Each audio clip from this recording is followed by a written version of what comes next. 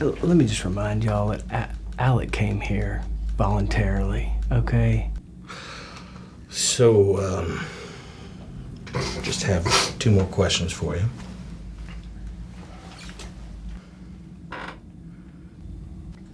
Did you kill Maggie? Did I kill my wife? Yes, sir.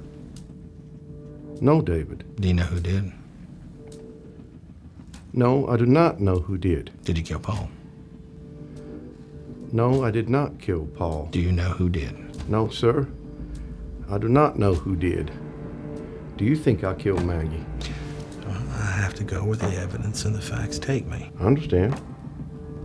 Do you think I killed Paul? I have to go where the evidence and the facts take me. And right now, there's not anything that points me to anybody else.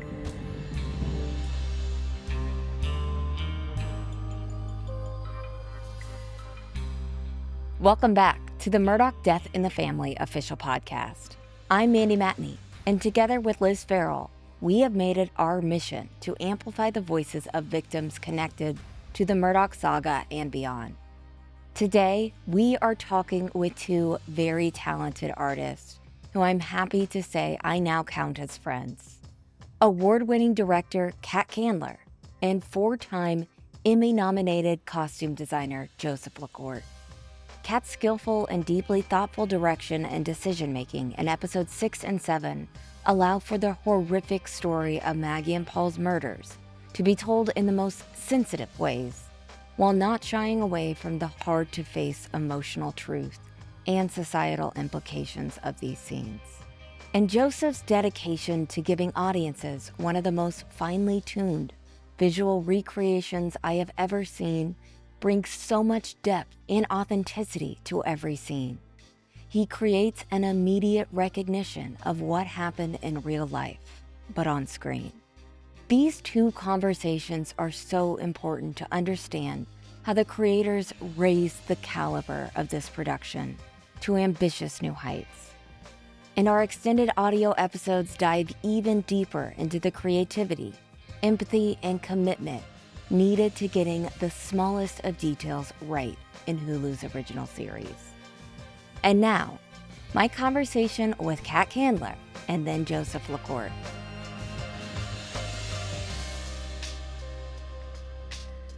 Kat.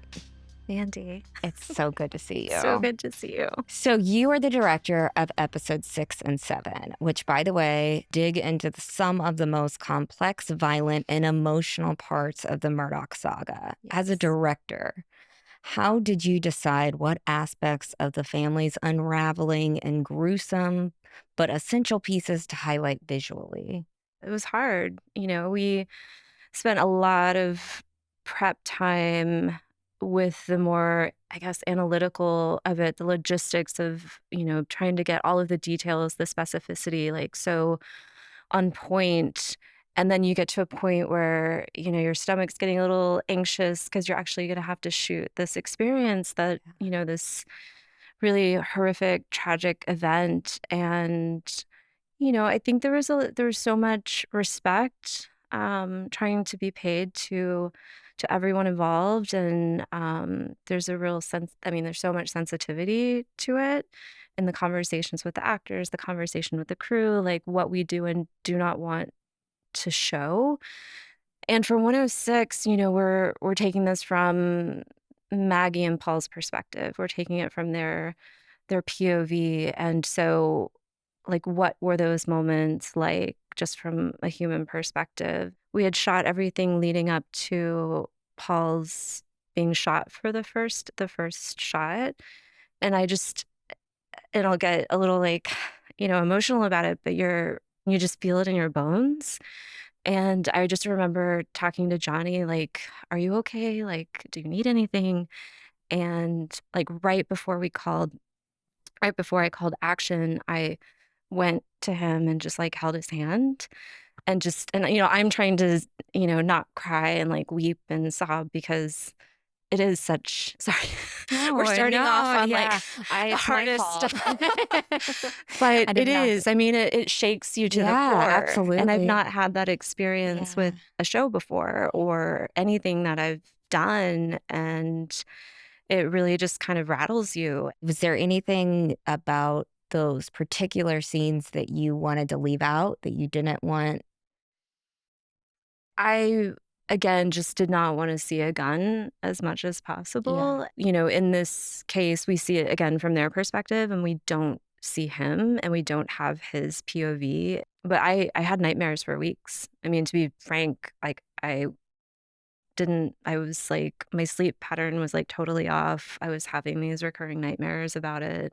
It just, again, it hits you to the core. You know, what monster can kill their own child?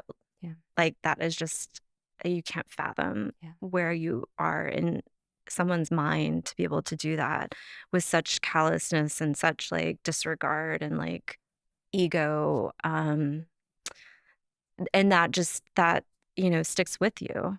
And yeah, it was a hard one to experience as a director and just as a human being there. Did you guys do like a moment of silence for the victims or anything? We did throughout the course of the season, as far as like all of these, you know, horrific milestones throughout with all of these characters. I think that that's something really important. It's so clear in the show of the difference. I think that, like in South Carolina, a lot of people will say the Hollywood treatment of it is known as like glossing over everything and coming in and taking a story and not caring about the people involved, you know. But you could feel that on set, that everybody was very much affected and moved by the story and the victims. What drew me to working with Michael and Aaron and the scripts was that, you know, again, we see these narrow slivers of people's lives in the media, and this opened that up. Instead of just getting that narrow window, you're getting like more of a novel of a lived experience of these humans. And that's what I found so respectful. Again, like, sure, I've seen, you know, we've all seen plenty of the Hollywood, like, gloss it over sensational stuff. But I think everybody's intention with this was to, again, open up these stories and open up these people's lives and see, like, what they were going through. And also, you know, I think what is so connective about the show is there are all these horrible, horrific, tragic events, but there's also, you know, these very universal things that are happening with this family and with these characters. You know, everything from a father who will never give you approval, and you're like fighting desperately to have approval of a father. You have addiction, you have alcoholism, you have a marriage in ruin, trying to find, you know, your own agency of your life. And all of these very universal themes in such a specific story with such specific characters in such a specific, very small town South Carolina place. The show, I believe, captures the why and how of it. Where still to this day, there's lots of people out there who believe that Alex did not do it. And nobody wants to believe that he did it. And that's something that I've come to realize, that it's just one of those things that's so horrible. And if you realize that it's real, then it could happen to you too. And a lot of people don't want to go there. But I think the show does a really good job of walking everybody through what it was like to live with Alex Murdaugh and how it got this bad, and how no one held him accountable, and it just all spun out of control. I called it like scenes from a marriage, you know, in reference to, but like these scenes from a marriage and ruin right before everything happened. And again, her kind of reclaiming her story in just, sadly, like the hours before her death. And so I felt an honor in that, to be able to kind of live with her and like give her a voice in that. It's a domestic violence story at the end of the day. And also you see Maggie she realized that she hitched her wagon to the wrong star. And Paul is realizing it too. And again, that digs into the why. Yeah, to your point, like even Paul trying to turn his life around and trying to own the responsibility and again, a new chapter. And wanting so badly for everyone to be doing better, his dad to do better. You have to do better. Yeah.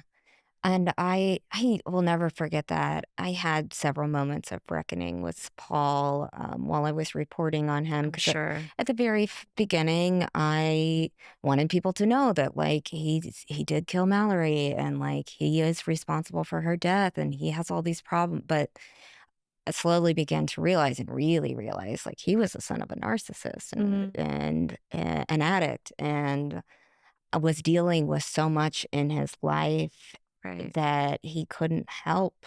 And he didn't get enough time to fix things. Several sources close to Paul told me separately that if he could have, he would have taken accountability for the boat crash, but his father would never let him do that. So the Murdaugh story is still unfolding in real life and for many families in South Carolina.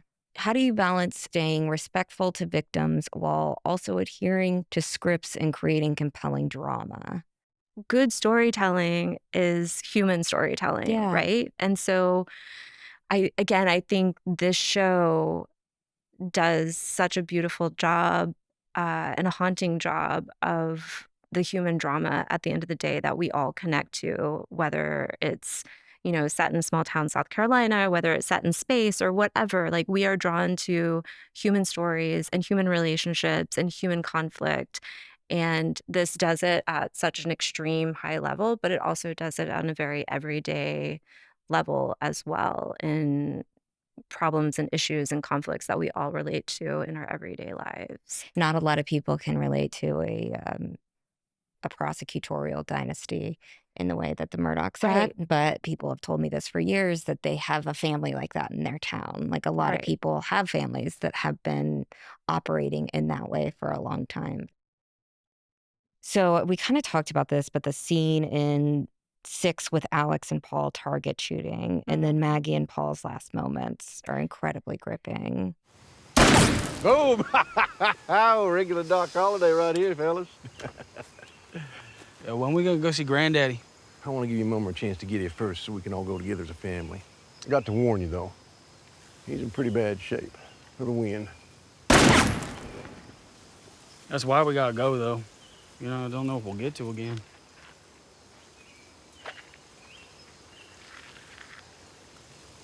Man, I thought you were gonna stop taking that shit.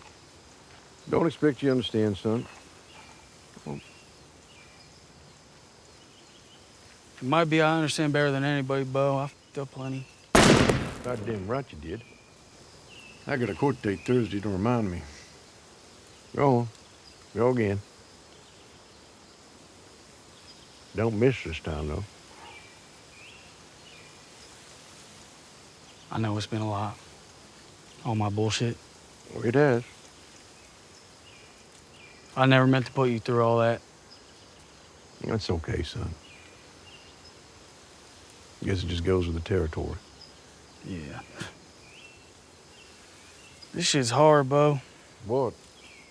Life. Life is hard. We can't... I don't know. We just gotta do better than we done. Be better than we've been, you know? We don't gotta let it bury us.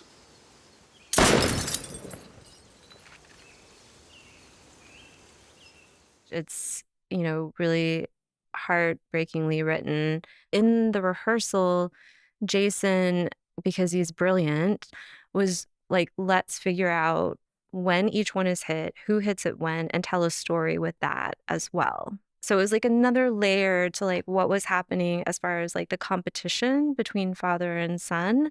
And also like he hits the first bottle, and then there's a miss and a miss and a miss, but Paul hits the last one. And there's like this interesting sort of subtext to the scene of, Paul is trying to do better.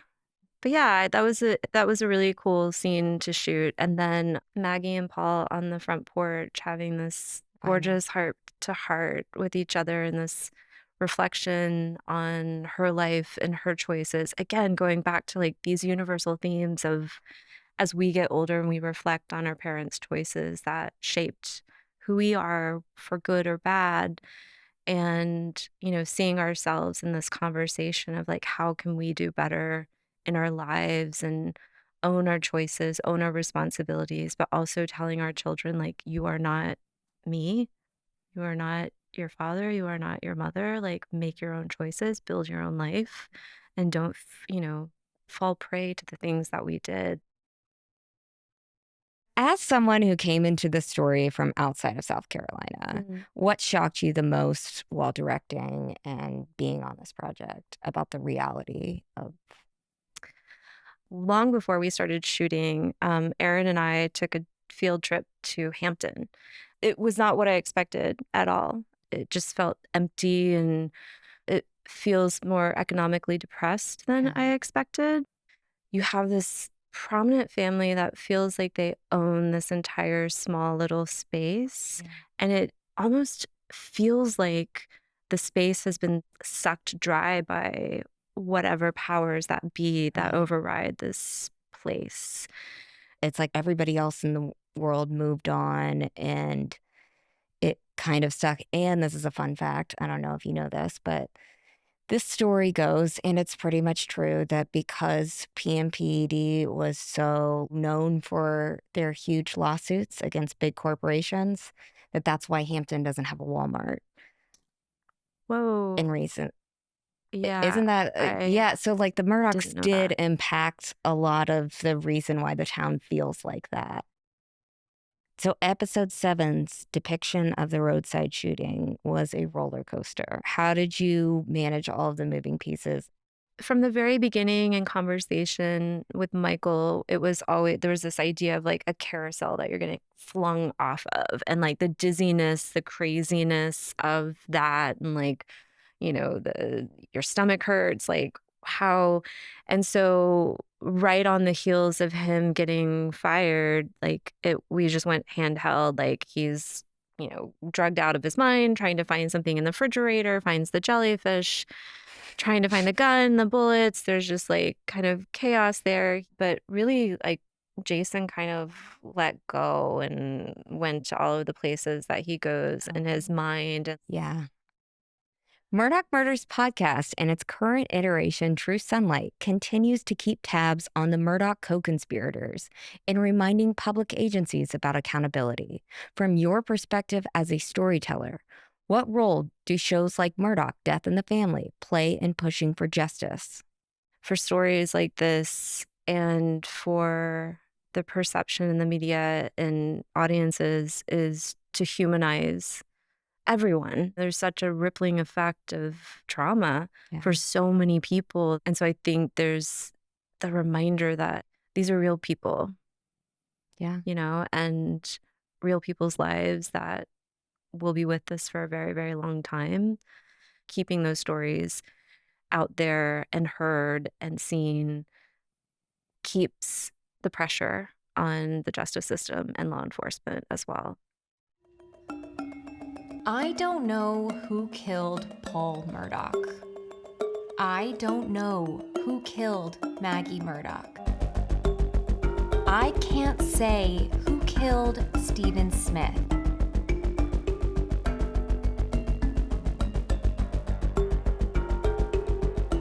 I have been investigating the Murdaugh family for the better part of 2.5 years now. And it is by far the craziest, most twisted saga I have ever covered. There are 5 recent deaths connected to the Murdaughs. Deaths which all have more questions than answers.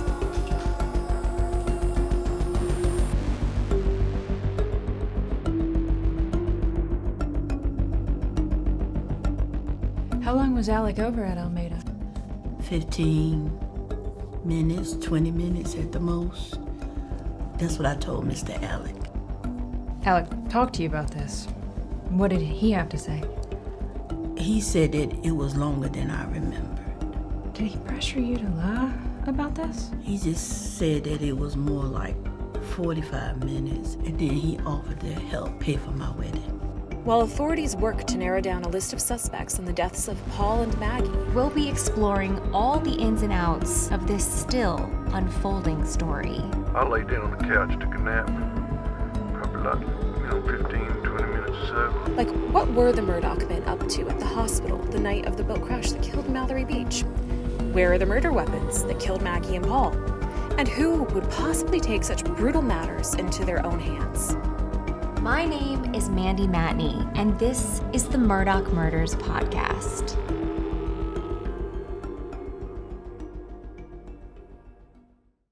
Juxtaposing Laura Rutland's investigation with me and David starting the podcast, why was that important to you?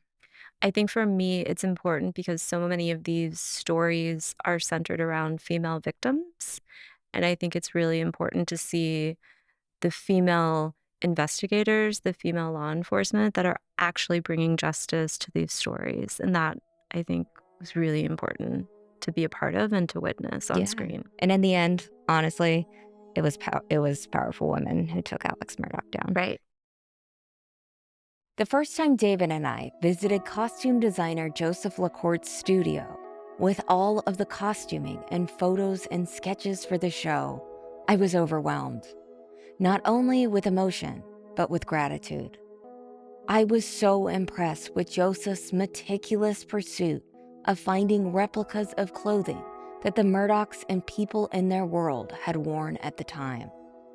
I knew that listeners of the Murdaugh Murders podcast and those who closely followed the Murdaugh case, diving in deep on every available piece of information, photo, and video online would really appreciate Joseph's effort, especially that iconic jean jacket that Brittany Snow's Mandy wears.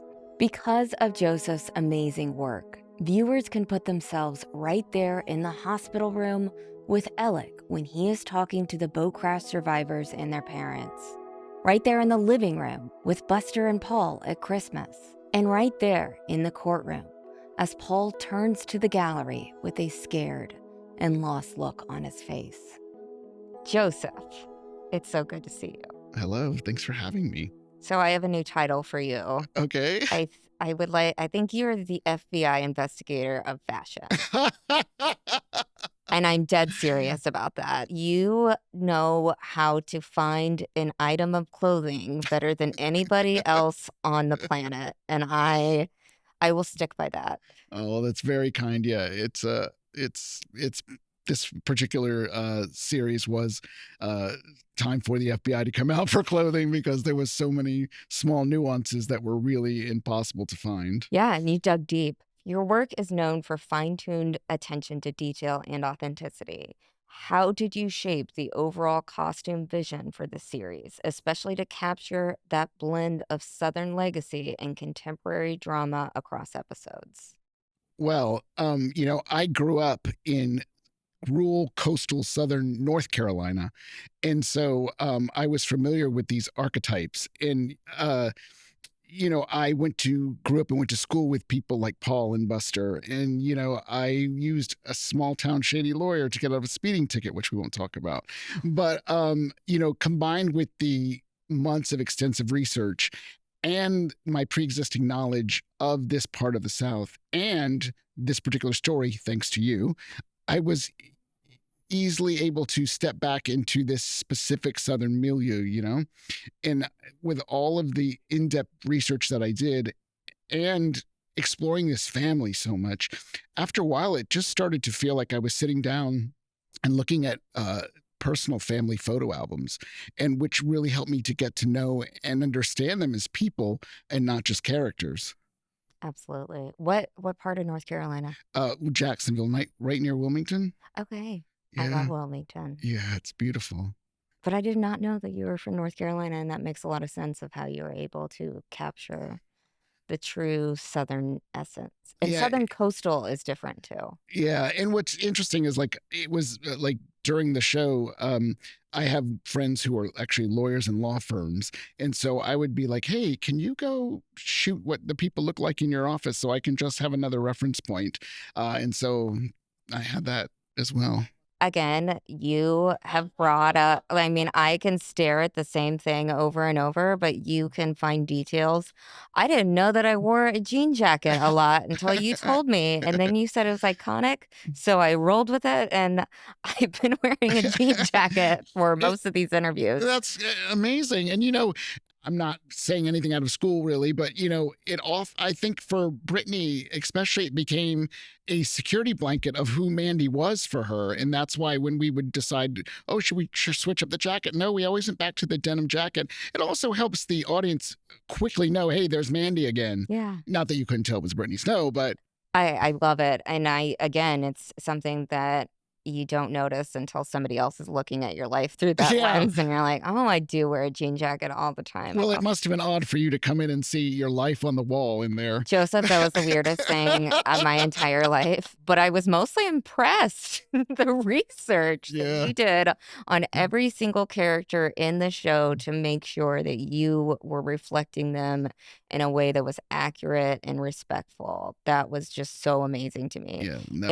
that was the goal. I wish that I had more pictures of your costume area. Is that what you call it? Yeah. Costume? Because every person's little closet, every character's little closet, I could say that's Alex Murdaugh's closet. That's John Marvin. Without even knowing. That is busted without even knowing, just from visual memory of those pieces of clothing. And I think that's what makes the show stand out so much, is that serious research that you did. So I just want to say, great job. Oh, thank you very much. I appreciate that.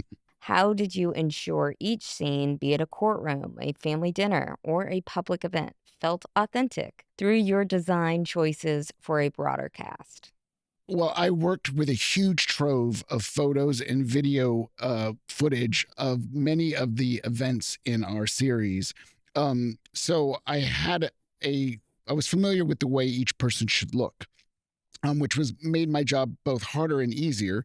Easier because I had a template to go by, harder because I was faced with the enormous task of recreating these scenes with authenticity and verisimilitude. For example, the Watermelon Festival. The Watermelon Festival had hundreds of extras, and, the challenge of getting every detail right, whether it was the iconic Watermelon Festival t-shirts or the local beauty queens or the local high school small town band. It was finding all of the small town moments of visual interest without glorifying it too much. And, the same can be said for scenes like Alex's trial and Gloria's funeral, where the background become a much more integral part of painting a more realistic picture. Yeah. Absolutely. Yeah, I was there for the Watermelon Festival day. Yes. And saw the whole process, and it was deeply, deeply impressive. Everybody was in beautiful green and red and some pinks. I put some pinks in there. Absolutely. And it was just great. You can tell you went the extra mile for, like, what does it actually feel like? And it's not just like put some red t-shirts in the background and make it a Watermelon Festival. What was your process working with Michael Fuller, Aaron Lee Carr, the directors, and the production design to ensure that costumes enhance the cinematic and narrative tone for each episode? Well, it is a huge collaborative process, as you know now, between departments and people, and you especially. The show was made 1,000,000 times better with the fact that you were involved in it, and you brought so much important facts and knowledge to the project, which really honestly helped my job immensely. But I remember from the first time I spoke with Michael Fuller about how he wanted to tell this story, he wanted to be sure to convey a authenticity and hyper-realism to the show. But, when you have no time and the stunt's one size and the real actor's another size, it's a trick of the eye you don't really get, but yeah. That was another one I had an emotional reaction, seeing her in the hospital, because I've seen that sweater in so many videos. It looked exactly like the videos. And my point to Michael and Aaron about the clothing and how necessary it was is if I just got some sort of regular mustard colored sweater and put her in, you wouldn't have had that reaction. Right. she transformed into Miley. And I Exactly. saw that. And Yeah, that was probably the one thing I heard mostly in the fitting room is once the people who were portraying real life people got dressed in the clothing, they're like, oh, I understand the character now. Oh, I get it. Oh, this, I really feel like them. So, that combined with the hair and incredible hair and makeup, we did our job. we did it. Joseph, thank you. This has been awesome. And again, I have so much respect for your talent and your investigative skills. Oh, thank you. It is an honor to be here. And I think I said this to you once, but I think it bears repeating to the listening audience is that Mandy Matney, is to many people a hero. Breaking this story the way you did saved so many people's lives. And so you should feel really honored and know that so many people love you and support you and are thankful for you. Now I'm going to cry. My makeup's ruined. Thank you. Yeah. Next week, we will welcome Jason Clarke, who I was terrified to say hello to on set because he was intimidating in character as Alec Murdaugh. His incredible talent allowed him to become Alec, and that was too much for me to handle. But I was excited to chat with him, as everyone else on set said that when he was out of character, as Jason being Jason, he was warm, kind, and so impressive. Jason is insightful and wildly interesting, an actor whose talent sings through each scene in the series as the despicable Alec Murdaugh. Return right here next week to dive into all things Murdaugh and beyond. We hope you're enjoying the original series, Murdaugh Death in the Family. And don't forget to like, share, subscribe, and leave a comment or 5-star rating to give our creators, cast, and crew the praise that they deserve. And don't miss Murdaugh Death in the Family, now streaming on Hulu and Hulu on Disney+.